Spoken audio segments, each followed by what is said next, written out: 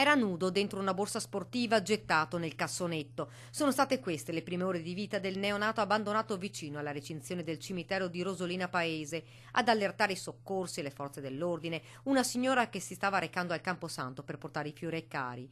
I vagiti del piccolo hanno attirato l'attenzione della donna che ha subito chiamato il 112. Il bimbo è stato dato alle cure dei sanitari e portato in ospedale prima ad Adria e poi trasferito a Rovigo in osservazione.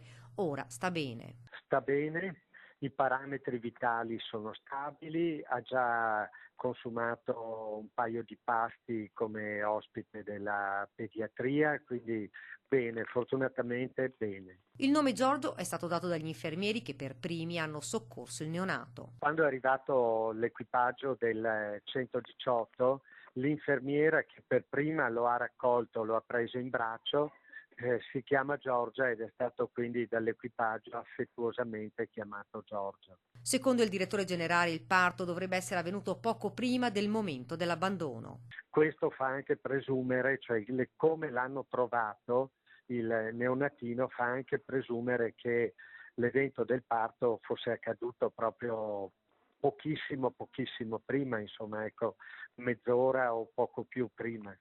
Per Giorgio è un nuovo inizio, coccolato ed amato dal personale sanitario e presto si spera possa avere anche una famiglia.